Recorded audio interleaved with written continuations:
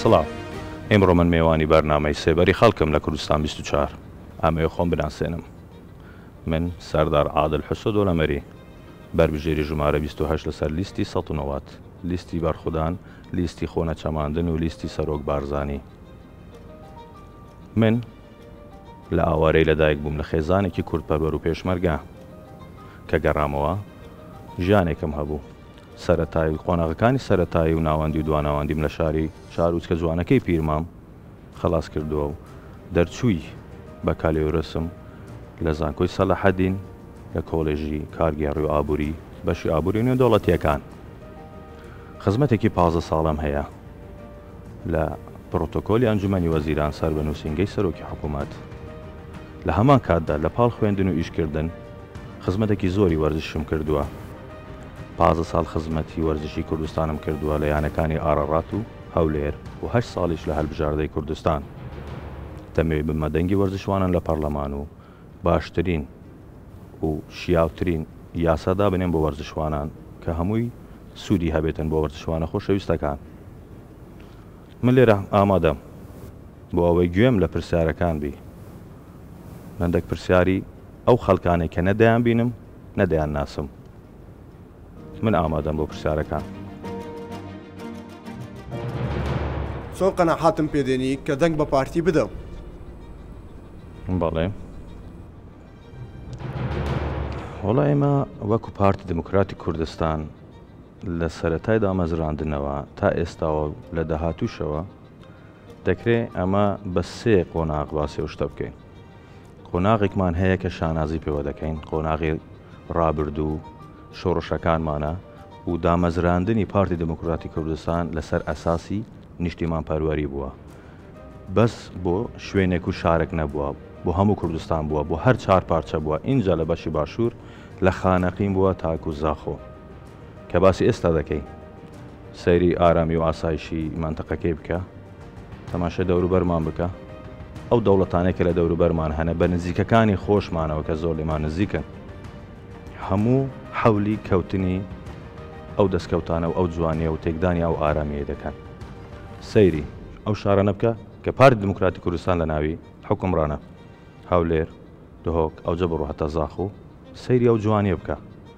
ئەو شتە لە چێ هەیە ئەگەر لە بن دەستی پارتی دموکراتی کوردستان نەبی و ئەگەر حەزیشمان لێ و داواش لە خەڵک دەکەن چاویان بکەنەوە، کاکە چاویان بکەنەوە. حەزمان لێ ئەو خزمەتەی کە هەیە لەو شارانە بیبینە شارەکانی دی، هەلە ئەلف و هەتا یا خۆمان کۆنتڕۆڵی دەکەن، خۆمان جوانی دەکەین. من برادەر و دۆست و خزم کە سوکارم لە لای سلێمانی هەیە، شارە جوانەکەی سلێمانی، شاری ڕۆشنبیری. بەجددی یعنی زۆر خەم دەخۆم کە شاری سلێمانی ئەو شارە جوانە خاستن پاش 2009 پەیدابوونی حزبی نوێی ڕەنگاوڕەنگ، حزبی ڕەنگاوڕەنگ و ئاڵای ڕەنگاوڕەنگ لە سلێمانی پەیدا بووە، بەلام ژیانی خەڵک ڕەش و سپیە. دەمانەوێت لێرەوە لەو منبەرەوە داوا لە خەڵکی بە شەڕەفی سلێمانی و هەلەبجە و هەموو شوێنەکانی تر بکەین. متمانە بە پارتی بدەن تا ئەو خزمەتە و ئەو خوشگوزەرانیە و ئەو ئاوەدانیە کە هەیە لە شارەکانی وانیش هەبێ. هیوادارم دەسەڵاتمان پێ بدرێ، متمانەمان پێ بدرێ تا بە کردار بۆتان بیسەلمێنی. و لە داهاتووشدا ئەو بەشی سێمی منە، کارنامەی کاری پارتی زۆر ڕوونە، هەموو سێکتەرەکان دەگریتەوە. ئەمە باوەڕکەم بەسە بۆ ئەوەی قەنەعەت بە جەنابەت بینم کە دەنگ بە پارتی دموکراتی کوردستان بدەیت. پارتی دموکراتی کوردستان واتە پاراستنی کوردستان، واتە هێزی کوردستان.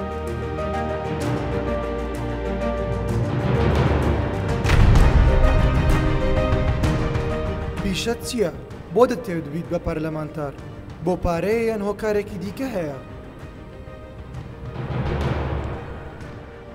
من باسم کرد بەڕوبەری کارگێڕیم لە فەرمانگەی پرۆتۆکۆل سەر بە ئەنجومەنی وەزیران.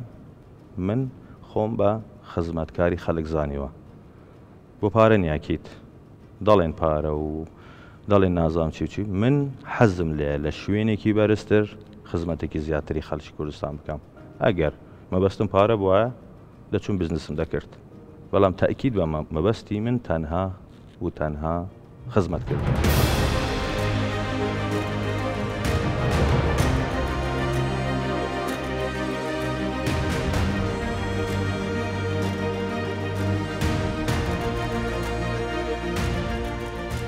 ڕەنگە بەشێکی زۆری ئەوانەی کە کاندیدن هاوڕێ یان دۆستێکی ئازیزت بن کە ڕۆژانێک بەرکەوتت لەگەڵیان هەبووە.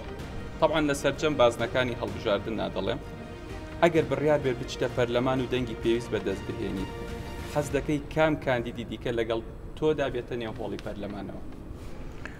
وەڵا قوربان جان، پرسیارێکی زۆر لە جێە، چونکە ئێستاش ماشەڵڵا کە بۆ خۆلی شەشەمی پەرلەمان کاندید یەکجارێک جار زۆرە، حتا لە سنووری پارێزگا هەولێر لەوانەیە ناسیارێک خزمێک برادێک هەیە، دووسێ برادری عزیز وەک من کاندیدن، ئینشاءڵڵا ڕکابەرێکی زۆر جوان دەبین بۆ ئەوەی قەنەعات بە خەڵک بکەین، بۆ ئەوەی دەنگی پێویست بەدەست بێنین. بەڵام بۆ من ئەو ١٩٠ کەسەی کە بەربژێرە کە متمانەی سەرکردایەتی پارتیان بەدەستهێناوە بە بێشک بە بێ جیاوازی هەمووی شایستەی ئەوەیە بێتە پەرلەمان.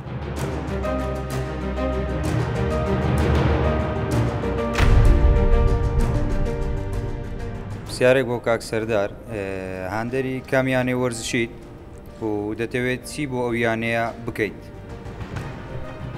مەبراجان، من هاندەری وەرزشم، بەگشتی هاندەری تۆپی پێم، ینی پێ دەڵێن سەر شێتانە، من هاندەری تۆپی پێم. من خۆم خزمەتی وەرزشی کوردستانم دەوێ، ینی لە هەک بەم ئەوەیە کە خزمەتی هەموو وەرزشی کوردستان بکەم و بە تایبەتی شاری هەولێر.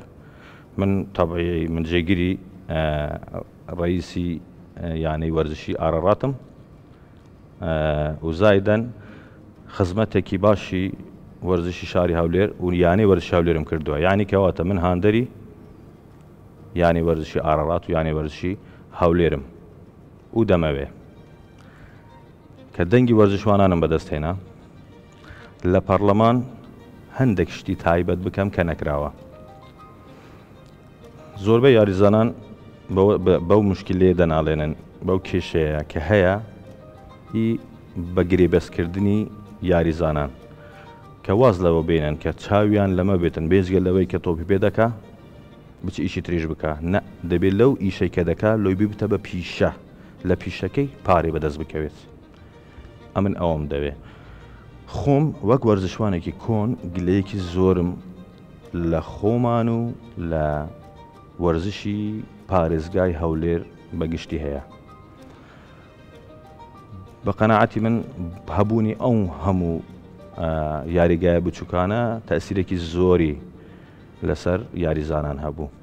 دەمەوێت ئەو یاریگاکانە ئەو یاریگانە بچووکانی کە هەیە بیکەین بە ستانداردی جیهانی بۆ ئەوەی کەمترین یاریزان تووشی بەرکەوتە و تووشی ئیسابە ببێت.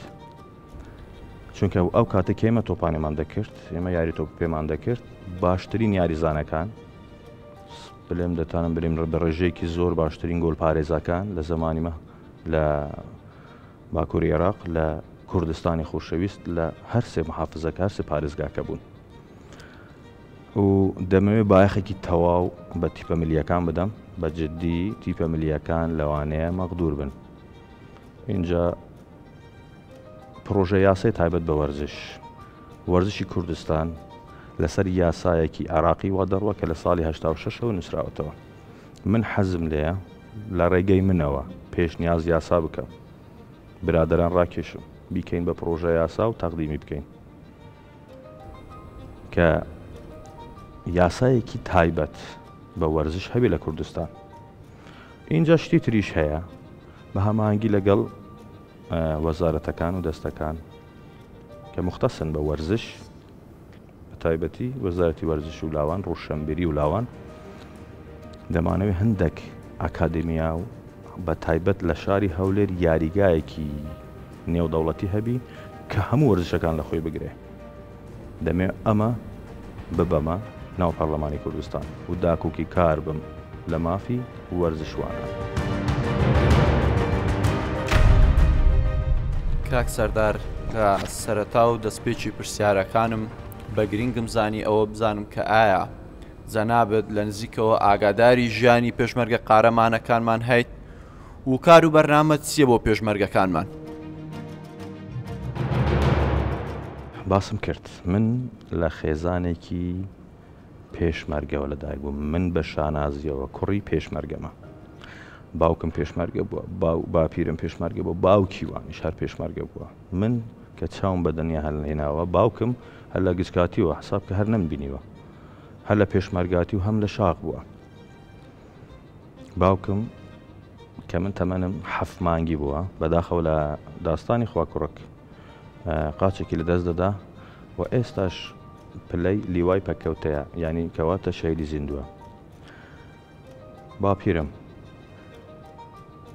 پاسەوانی جەنابی بارزای نەمر بووە لە ڕێگای هاتو نەهات بۆ یەکێتی سۆڤیەت لە شەڕێکی دەست بە یەخە لەگەڵ دوژمنانی ماڵی بارزان ئەبێتە پەرژین خۆی دەدات بەرگولە تا بە ڕەحمەتی بارزای نەمر نەکەوێت بۆیە ئەم سەفەرێ پێتاوە ناکرێت و دەگەڕێتەوە کوردستان من لەو خێزانە پێشمەرگی لەدایک بووم شەهید و برینداریشمان ئێجگار زۆرە بۆیە من خەمی پێشمەرگە دەخۆم خەم لە پێشمەرگە لە خێزان و منداڵەکانیان دەخۆم دەمەوێ کە چوومە پەرلەمان یەکەم شت کە بۆ پێشمەرگە بکەم بە هەماهەنگی لەگەڵ دام و دەستگاکانی حکومی دروستکردنی بیمەی پێشمەرگە بۆ من خاڵێکی زۆر سەرەکی دەبێت لە پەرلەمان بیمەی پێشمەرگە واتە چارەسەرکردنیان و دابینکردنی شەریکەی تەمینات بۆ ئەوەی منداڵ و خێزانیان بێبەش نەبن لەو بیمەیە کە هەیە ئەم اینجا چ تەندروستیە چی بابەتی خوێندنە و ئەوەی کە پێمان بکرێ ئەکیت بۆ پێشمەرگە دەکەین بۆ چونکە پێشمەرگە جێی شانازی جەنابی سەرۆک و ئێمە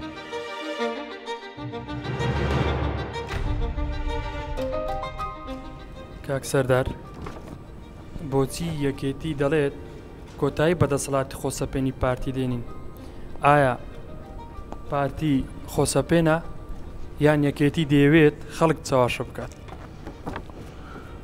تەبیعی سیاسەتی پارتیمان سیاسەتێکی زۆر ڕوون و ئاشکرایە سیاسەتیمە لەوەتەی هەیە سیاسەتێکی نیشتیمان پەروەری و کوردستانیە ئەوانەی کە دەستیان کورتە و زمانیان درێژە جەنابی سەرۆک وتەی جەنابی سەرۆکە ئەوانە زمانیان درێژە و دەستیان کورتە چاویان بەو هەموو جوانیەی پارتی و دەسەڵاتی پارتی هەڵنایەت ئەوان دۆڕاون ئەوان سیاسەتەکان خۆ بەدەستەوەدانە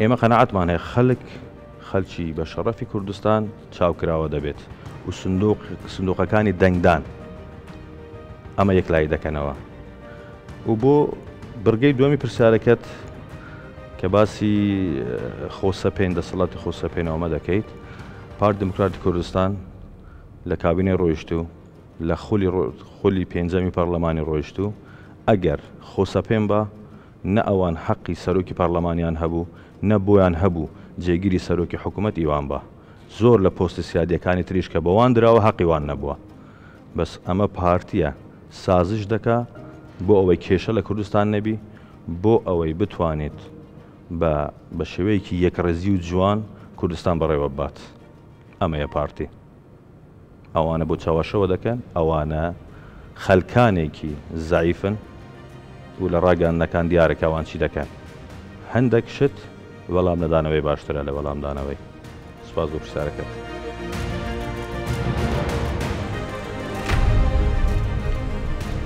کاک سەردار ئەگەر بووی بە پەرلەمانتار زۆرمان بینیوە و یعنی زۆری شەبووە ئەگەر جەنابەت بووی بە پەرلەمانتار ئایا ژمارەی مۆبایلەکەت دەگۆڕی یاخود نە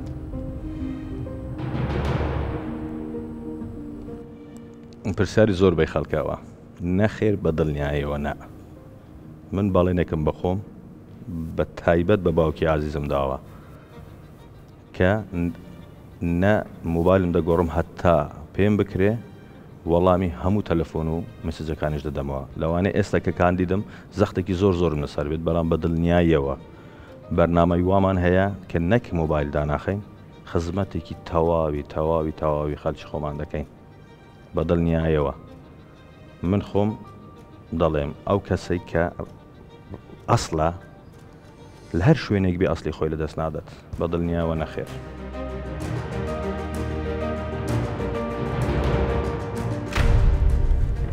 ئێستا هیچ بەڵێنێکت بەدەنگ دەرداوە دەتوانی ئێستا بەڵێنێک بە من بدەیت؟ شتێک هەیە کە زۆر گرنگە ئێوە دەبی هەموو بزانن. من لە کاتی بانگەشەی خۆم هیچ بەڵێنێکم نەداوە، بەڵێنی ئەمە دەدەم کە باشترین پێشکەش بکەم و ئەو دەنگانێکە پێم دراوە بە ئەمانەتەوە وەری بگرم. بەڵێنی من ئەوەیە کە لەسەر کارنامەی حزبەکەم ئەو تەبیعی کارنامەی حزبەکەم هەموو سێکتەرێکی تێدا کە هەموو خەڵک لێ سوودمەند دەبین، بۆیە لەسەر ئەم بەرنامەی دەڕۆم. ئەوە یەک. دوو، لە بەرنامەم داوە یەکەم جار ئەو شتە بڵێم و لێرەوە باز دەکەم، لە هیچ شوێنێکم باس نەکردووە. دەمەوێ لە پەرلەمان لەسەر ئەرکی خۆم نووسینگەیەکی بچووکی خنجیلانە دابنێم بۆ ئەوەی هەر خەڵکێک هەر کێشەیەکی هەوی کە بە من چارەسەر بکرێ خۆم لەگەڵیان بم لە دام و دەستگاکان لەو شوێنێک کە پێویستیان بە منە بە پێی یاسا لەگەڵیان دەبم. ئەوە بەڵێنی منە و خزمەتیان دەکەم. کاک سەردار لەوەتەی بووە کاندید زۆر سەردانی خەڵک و بازاڕ و کاسبکارەکان دەکەیت. ئایا ئەمە هەر بۆکوکردنەوەی دەنگ و بانگەشەیە یاخود خۆت پەیوەندی کۆمەڵایەتی دوا بەهێزە؟ تەبیعی من لەوەتەی هەم زۆر کۆمەڵایەتیم زۆر لە ناو خەڵکم، ینی لەوانەیە جەنابەت من نەناسی، بەڵام کە دەچێت ناو خەڵک باسم نی بۆ بکە. من هەر خۆم لە ناو خەڵک دیتیتەوە، یعنی قەت بەشێکی دانە بڕاو نەبوومە لە خەڵک، نەخێر بە دڵنیاییەوە ئەکید ئەچمە ناویان داوای دەنگەکەم، بەڵام ئەو خەڵکە کە من ئەناسێ دەزانی من هەر لە ناو خەڵک بوویمە، هەر بۆ خەڵکیش دەبم. من ئەگەر بمەوێت لە خەڵک خۆم دوور کەم و پاشەوەی کە دەرچوم و چوومە پەرلەمان کەواتە من هیچ شتێک نابینم، هیچ واقعێک نابینم، هیچ واقعێک لام ڕوون نییە. بۆیە کە چوومە ناو خەڵک زیاترین وردبینیم دەبی، زیاترین ئەو کێشانە کە هەیە ناو خەڵک بۆ من زۆر بە ئاسانی دێتە پێشەوە و لێرەدا مەسەلەتان بە ئاسانی دەستی خەڵک بگرم، خزمەتیان بکەم بە دڵنیایەوە نەخێر بۆ دەنگ نییە. من سروشتی من وایە کە کۆمەڵایەتی بم.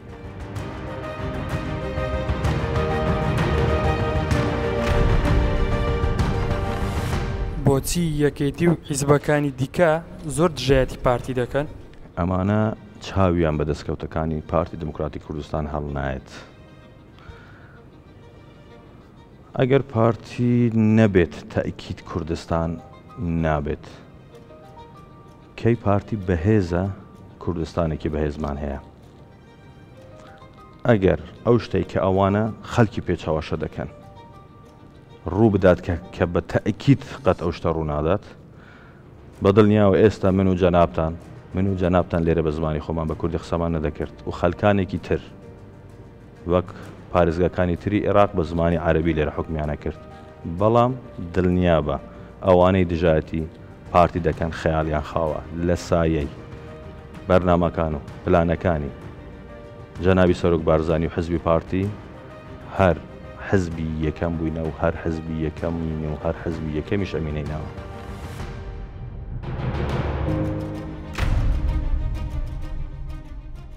بەڕێستان لەسەر چ بنەمایەک بووینە کاندیدی پارتی دموکراتی کوردستان؟ بنەما زۆرە. من لە سێ شت خلاصەی دەکەم. کاری خۆم، ئەو کارانەی کە ئەنجامم داوە، ئەو خزمەتێک کە بە خەڵکم کردووە، ئەوەندەی کە پێم کراوە، ئەو عەقیدەی کە من و بنەماڵەکەم حیتمان بەرامبەر ماڵی بارزان و کوردستان یەکێک لە بنەما زۆر ڕئیسیەکانی ترە و خۆم وا دەزانم لەو شوێنەی کە پێویستە پێی بگەم زیاترین خزمەت دەتانم بە خەڵک بکەم. من حەزم بەو چاڵێنجەیە، حەزم لێیە لەو شوێنە باشترین خزمەت بکەم بە دڵنیاییەوەش. زۆر دووبارەکردنی ئەو شتانە باش نییە، کردار باشە. بە کردار دەسەلمێنم کە چەند لە خەمی خەڵکم.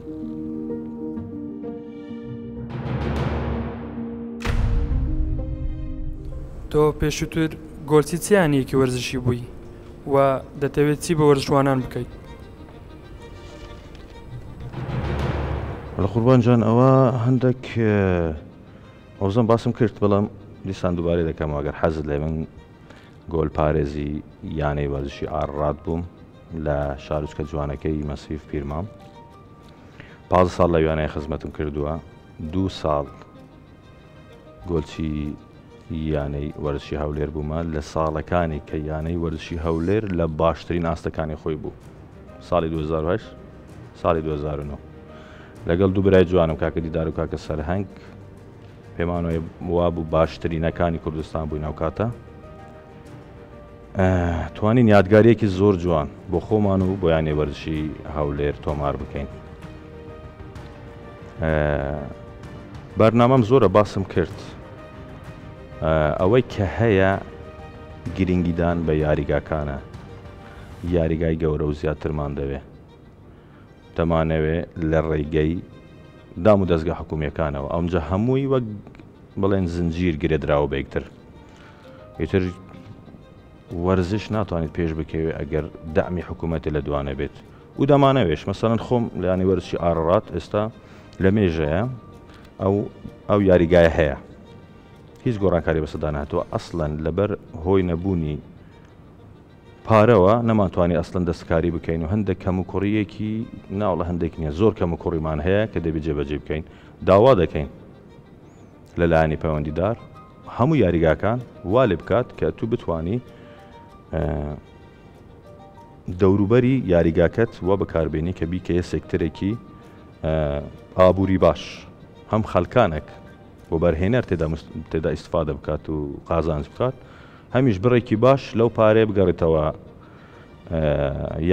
یانەکان بۆ هەموو یانەکان دەڵێن بەس ئێستا من باسی یانەی خۆم دەکەم یانی وەرزشی ئاڕات بگەڕێتەوە یانەکەی خۆمان کە بتوانین تێدا ئەو شتانە بکەین کێشەی داراییمان چارەسەر بکەین یاریزانی باش بینین چونکە ئەمە چەند ساڵێکە بەدەست کێشەی داراییەوە دەناڵێنی ئینشاءڵڵا لە ژێر سایەی حەکیمانەی پارتی سەرۆکایەتی بارزانی سەرۆکایەتی هەرێم و سەرۆکی حکوومەت ئەوە دێتە دی پارەدار دەبین ئینشاءڵڵا ئەوانەی کە پێمان بکرێ ئەو بەڵێنانەی کە بە خەڵکمانداوە لە ڕووی وەرزشیەوە جێبەجێ بکەین لە کابینەکانی داهاتووی کوردستان.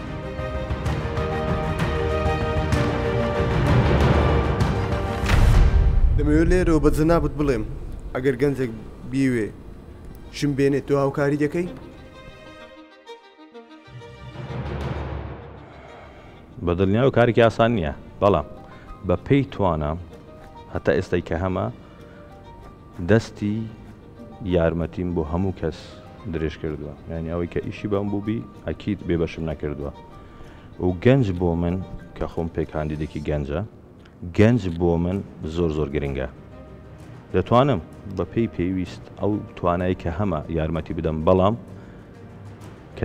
کە توانیم ینی متمانەی ئەو گەنجانە بەدەست بینم گەنج و لاو بمرێنە پەرلەمان پرۆژە یاسای سلفەی هاوسەرگیری دیسان بێتەوە گۆڕێ هەموو خەڵک بە پێی یاسا لەلایەن حکوومەتەوە یارمەتی بدەم یارمەتی ئەمەیە کە من بتوانم ینی دەستێکی باڵام هەبیتن لە بابەتی یاسای سلفەی هاوسەرگیری بە من ئەوە باشترە لەوەی کە بتوانم هاوکاریەکی یەکیان دوان بکەم ئەمە هاوکاریەکی گشتگیرە بۆ هەموو گەنجان و لاوان.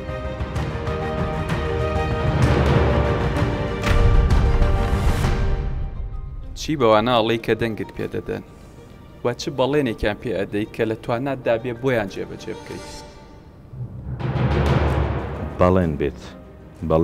بەڵێن بێت ئەو دەنگانیان بە فیڕۆنەچێ بەڵێن بێت بمە قەلغان بۆ هەر داواکاریەک کە بە من بکرێت من بەتەنیا ناتوانم هەموو شتێک بکەم ئەمە کاری گشت پەرلەمانە کاری حکوومەتە کارێکی گشتی سیستەمی فەرمانڕەوایی کوردستانە بەڵام خۆم بەڵێن بێت ئەوەی بە من بکرێت هەموو جێبەجێ دەکەم وا بکەم کە ئەوان بزانن دەنگەکەیان بە فیڕۆ نەچووە.